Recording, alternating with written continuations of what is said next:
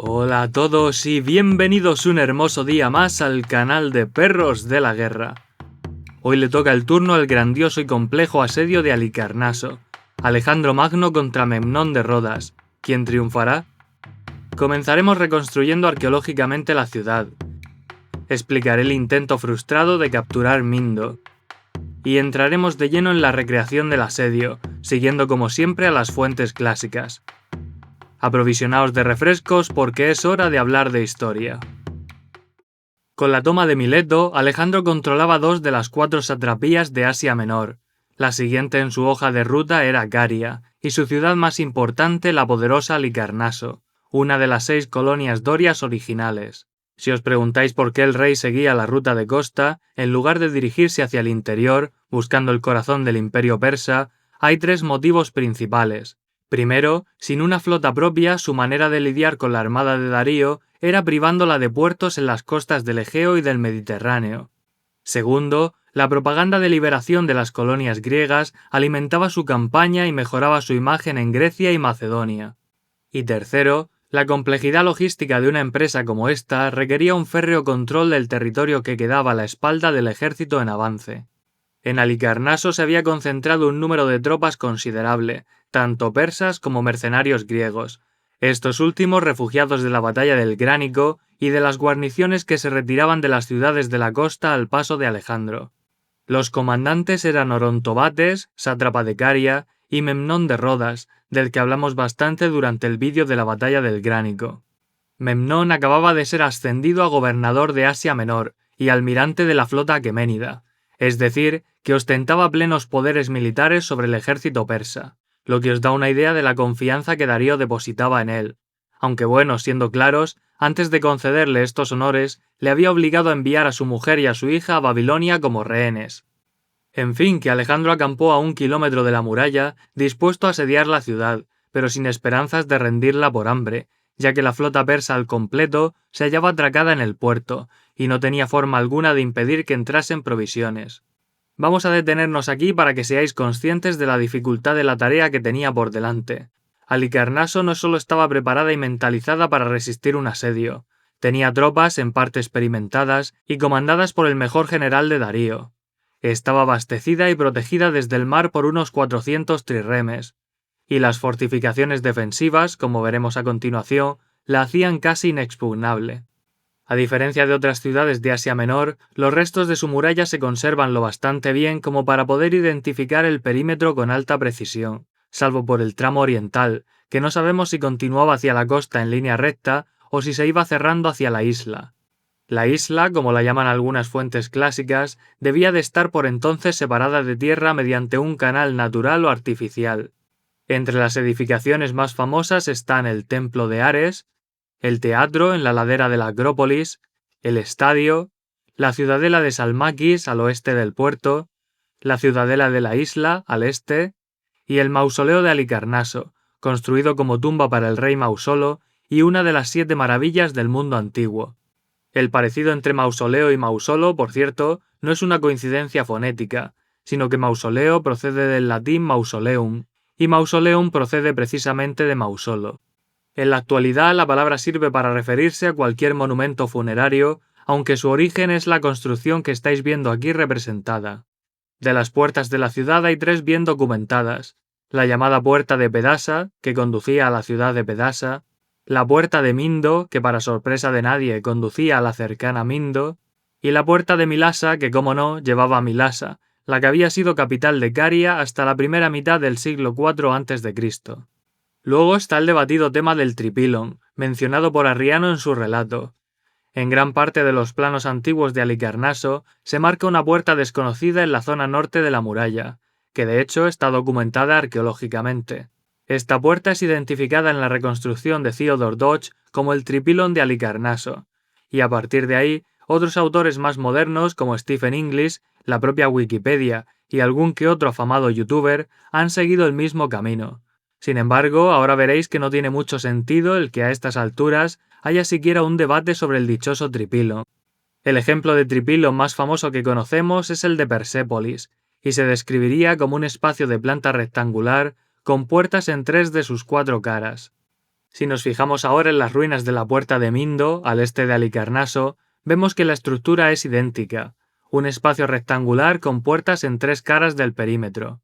En este plano de Paul Pedersen podéis ver cómo era su configuración en relación con el recorrido de la muralla, y la misma descripción encontraríais en los carteles del lugar si visitaseis la moderna ciudad de Bodrum. En su artículo, Pedersen se refiere directamente a la Puerta de Mindo como el Tripilon de Halicarnaso. En Despertaferro, el artículo de Borja Antela Bernárdez corrige ya este punto en su reconstrucción, pese a que cita como fuente a Stephen Inglis, que ya hemos dicho que es de los que erróneamente situaba el Tripilon al norte. Por si estas defensas nos pareciesen lo bastante imponentes, Arriano nos cuenta que frente a la muralla había un foso de unos 7 metros de profundidad y 14 de ancho, lo que implicaba que el primer problema al que se enfrentarían los atacantes no sería saltar la muralla, sino llegar hasta ella con su maquinaria de asedio. Yo lo voy a representar a lo largo de todo el perímetro, pero es posible que en determinadas zonas fuese más pequeño o inexistente por la naturaleza del terreno. Hagamos zoom sobre el campo de batalla. Por desgracia, las fuentes son muy poco diligentes a la hora de recoger cuántos soldados participaban en los asedios, ni por el bando de los asaltantes ni por el de los defensores.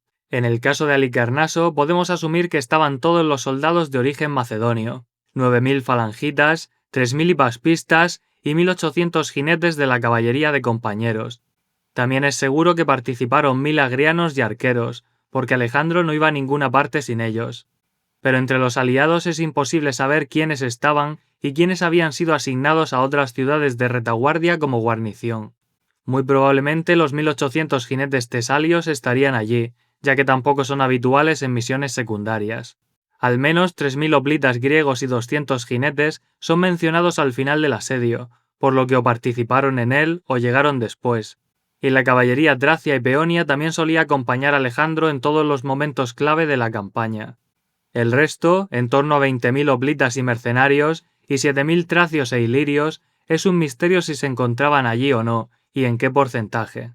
Exactamente igual que nos pasaba en la batalla del Gránico. En el bando defensor la cosa está peor aún, porque de esto sí que jamás se dan cifras. De todas formas, os podéis imaginar que entre hoplitas mercenarios de Memnón, soldados persas al servicio de Orontobates, marinos y ciudadanos armados, el número resultante no sería nada despreciable. El primer día, el rey macedonio se acercó a la puerta de Milasa para examinar las defensas, pero fue recibido por una partida de jabalineros enemigos. Ahí tuvo lugar un intercambio de proyectiles que acabó con los persas retirándose al interior de la ciudad y con los macedonios de vuelta en su campamento. Los historiadores modernos dedican incontables páginas a debatir sobre si estos encontronazos son victorias de los unos o de los otros, cuando en realidad son parte habitual de un asedio y no suele haber un ganador como tal. El segundo día, Alejandro seleccionó a la caballería de compañeros, los hipaspistas, los batallones de falangitas de Amintas, Pérdicas y Meleagro, los arqueros y los agrianos. En total se trataría de 8.500 infantes y 1.800 jinetes. Con este contingente, que representaría aproximadamente la mitad de sus fuerzas disponibles, se desplazó para examinar las defensas en el lado opuesto de Halicarnaso. Tras revisar esta sección de la muralla, y habiendo recibido previamente una oferta de rendición de la ciudad de Mindo, Alejandro viajó con sus tropas hacia allí. Con Mindo en su poder, no tendría que preocuparse por su retaguardia, si decidía atacar a Halicarnaso desde el oeste. Además, privaría al ejército enemigo de asistencia, y a su flota de otro puerto más en el que poder guarecerse. Para desgracia suya, cuando se acercó a la muralla de Mindo a medianoche, conforme a lo acordado, nadie salió para recibirle o para entregar la ciudad. Algo que, según parece, cabreó a nuestro protagonista a base de bien. El problema era que Alejandro no había traído maquinaria de asedio, ya que esperaba no tener que luchar para conseguir su objetivo. Y como veis por las curvas de nivel, Mindo era topográficamente una ciudad muy difícil de asaltar. A pesar de todo, sin querer echarse atrás, a la mañana siguiente el rey ordenó a sus hombres cavar un túnel bajo la muralla, no para entrar furtivamente, sino para echarla abajo. Por si alguien no lo sabe, la forma en la que esto se hacía era cavando en línea recta por debajo de la construcción defensiva, apuntalando el túnel con maderas, dejando allí algo que pudiera prenderse fuego y finalmente incendiándolo. El fuego consumía la madera, el túnel se derrumbaba y con suerte la muralla también, si el hundimiento del suelo era lo bastante extenso y violento.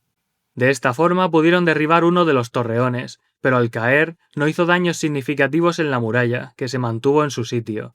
Poco después llegaron refuerzos por mar procedentes de Halicarnaso, y Alejandro decidió que no valía la pena invertir más recursos en aquella empresa. Capturar Mindo en 1 o 2 días para facilitar el asedio principal le habría ido muy bien, pero sitiar las 2 ciudades a la vez era un riesgo considerable, pues su ejército tendría que dividirse y duplicar sus esfuerzos. Fijaos lo bien que le habría venido disponer de la flota griega, como en Mileto, para bloquear tanto este puerto, el llamado puerto oriental, como el puerto occidental, y así impedir la entrada de refuerzos en Mindo. Ya discutimos en el vídeo anterior que disolver la armada había sido un error estratégico. Inmediatamente después nos encontramos con un claro ejemplo de ello.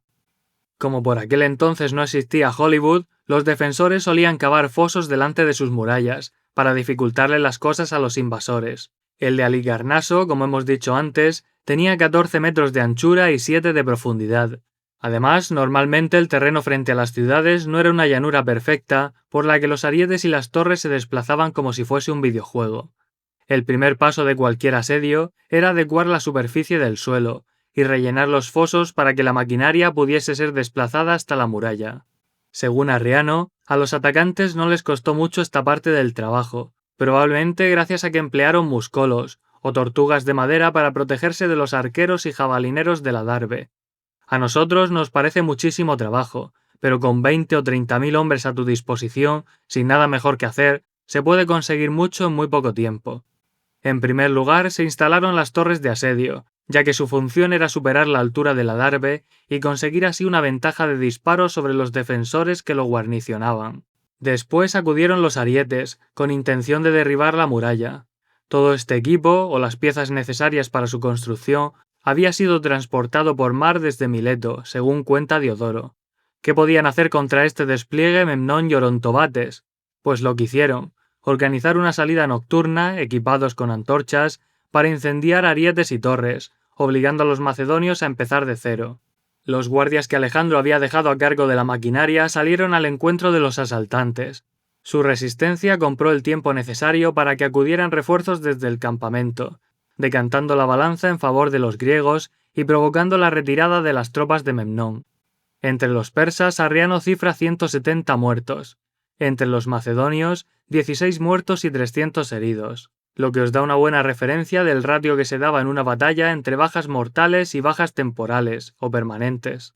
A continuación viene uno de los puntos controvertidos de la narración, porque en el siguiente suceso, Arriano dice que 2 de las 3 torres de aquel tramo de muralla habían sido derribadas, así como el muro que las unía. Tras el agujero, los defensores habían levantado otra pared en forma de media luna, cerrando el paso a los macedonios. El hecho de que Arriano no diga nada sobre cómo o cuándo sucedió esto lleva a Stephen Inglis a proponer que la muralla y las torres estaban ya caídas a la llegada de Alejandro, por encontrarse la construcción en mal estado, y que el muro de media luna había sido una reparación apresurada de Memnón. Esto, aunque me parece una teoría interesante, es una interpretación un poco libre, porque Arriano está resumiendo el asedio, y no es la única vez que nos da información relevante a posteriori. Por ejemplo, solo al final de la narración sabremos que los defensores habían construido una enorme torre sobre la muralla, para contrarrestar la amenaza de las Macedonias. La manera en la que se inició el siguiente asalto a la ciudad, de ser cierta, habría sido impagable de presenciar. Por lo visto, 2 falangitas del batallón de Pérdiccas, que compartían una tienda, estaban en medio de una discusión sobre cuál de los 2 era más valiente. Ambos estaban borrachos como cubas, así que nos podemos imaginar bastante bien la situación y el tipo de cosas que se dirían. Como no se ponían de acuerdo y sus ebrios argumentos no bastaron para cerrar el debate, decidieron que la mejor forma de decidir la cuestión sería atacando a Halicarnaso en solitario. De nuevo, si esto es cierto, imagino que lo que hicieron fue acercarse a la muralla, al límite del alcance de los arqueros y jabalineros enemigos, para ver quién corría más riesgos, o algo por el estilo. El caso es que los defensores, viendo que solo eran 2 tipos los que se aproximaban, enviaron a unos pocos soldados para interceptarles. Pero los hombres de Pérdica se defendieron con valor y mataron a varios. De la ciudad acudieron refuerzos, y el jaleo atrajo también a más falangitas del mismo batallón de los 2 borrachos que habían iniciado la trifulca. Al final la cosa escaló hasta alcanzar tintes de batalla campal, de la que las tropas de Halicarnaso optaron por retirarse, buscando la protección de sus murallas. Según Arriano, Lo improvisado de toda esta escena surrealista había sorprendido a los defensores, hasta el punto de que los macedonios podrían haber entrado en la ciudad tras ellos de haber puesto más interés en el contraataque. Si recordáis el vídeo de la batalla de Tebas, allí también había sido el batallón de Pérdicas el primero en atacar sin órdenes. Situado a la derecha de la falange, entendemos que era el mejor de los 6 y que compensaba su aparente falta de disciplina con un peligroso exceso de valor. Sea como fuere, este incidente costó una pequeña humillación a Alejandro, ya que tuvo que pedir una tregua a Memnón para recuperar los cuerpos de los hombres que habían muerto junto a la muralla. Al día siguiente el rey ordenó atacar de nuevo, concentrando su acometida en el muro semicircular. Allí sus hombres se exponían a una lluvia de proyectiles desde el frente y desde las torres que seguían en pie a su espalda. Pero el riesgo valía la pena, por tratarse de la zona más vulnerable en el perímetro de Halicarnaso. Los defensores, imaginamos que también de noche, volvieron a salir con antorchas para incendiar la maquinaria, y esta vez consiguieron quemar una empalizada y parte de una de las torres.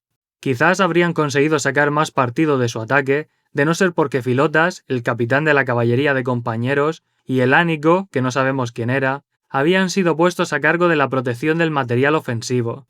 Cuando por fin acudió Alejandro en persona, las tropas de Halicarnaso arrojaron sus antorchas y huyeron de vuelta a la ciudad, habiendo cumplido parcialmente su objetivo. Unos cuantos días después de estos eventos, el rey estaba supervisando personalmente el ataque contra el improvisado muro de ladrillo que tantos problemas les estaba dando. Salieron entonces los defensores, de forma repentina y en gran número, la mitad del contingente equipada con antorchas y la otra mitad armada para el combate. En la versión de Arriano, esta salida no se diferencia de las anteriores más que en la cantidad de efectivos que Memnón comprometió para la misión. En la versión de Diodoro, que por el estilo narrativo parecería sacada de Clitarco, este enfrentamiento se presenta como la gloriosa resistencia final de Halicarnaso, algo que no tiene mucho sentido, ya que el historiador clásico afirma que Fialtes, el comandante griego que encabezaba a los mercenarios y los persas, contaba tan solo con 2000 hombres. Alejandro tenía a su disposición suficientes efectivos como para superarle 10-1, así que Memnón, diga lo que diga Diodoro, estaba siguiendo la misma estrategia que siempre: atacar por sorpresa y con determinación, causar el mayor número posible de bajas y de daños, y regresar a Halicarnaso cuando acudieran los refuerzos macedonios. A menudo en un asedio el tiempo juega en contra del asediado, pero en este caso, con dominio absoluto del mar, los suministros de la ciudad eran virtualmente infinitos, y tarde o temprano llegarían refuerzos aqueménidas procedentes de todo el imperio. Los soldados de Fialtes que portaban antorchas se dedicaron a prender fuego a todo lo que encontraban a su paso, mientras que el resto se enfrentaba a los macedonios. El rey organizó como pudo a sus hombres para contrarrestar la amenaza, destinando a algunos a extinguir las llamas y a otros a enfrentarse a las tropas enemigas. Diodoro nos cuenta que consiguieron apagar los fuegos, pero que en el enfrentamiento entre la infantería de Fialtes y la de Alejandro, el mercenario ateniense se estaba imponiendo.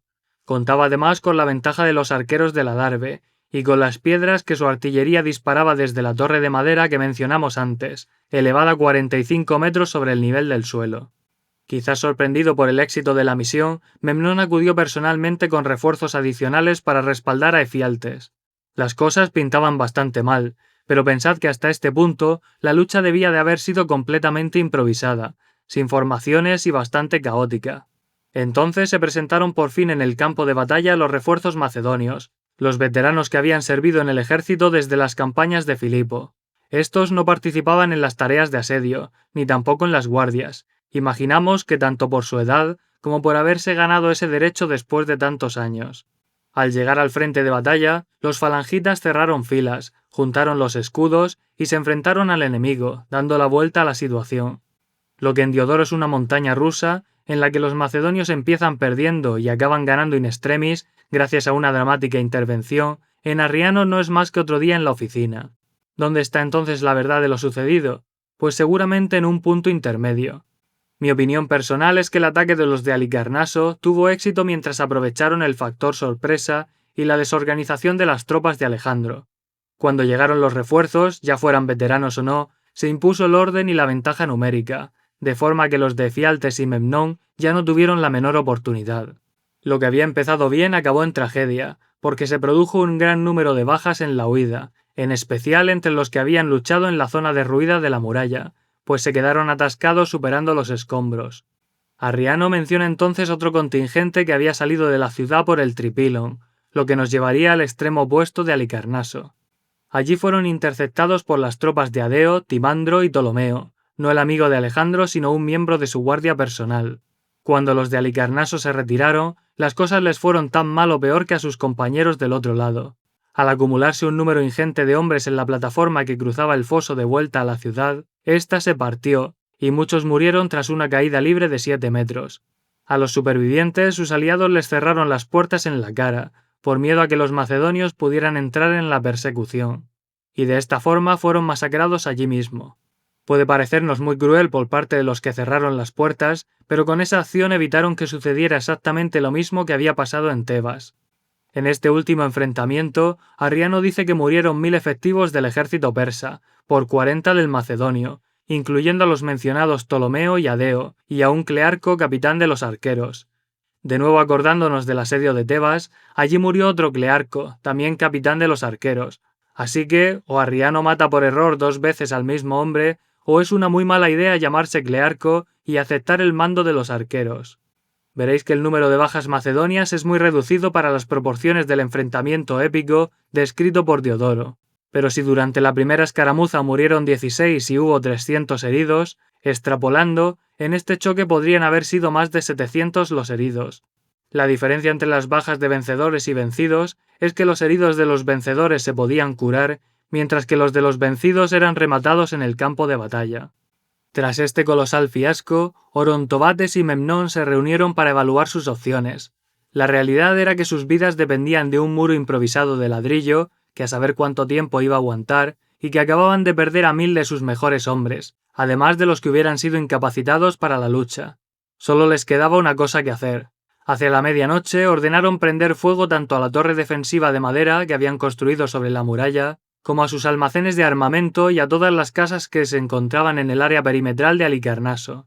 Por supuesto, el viento, que no entendía de planes, extendió las llamas a otras edificaciones cercanas, y el incendio fue considerable. Desertores de la guarnición defensora escaparon entonces para avisar a Alejandro y así quizás obtener su perdón.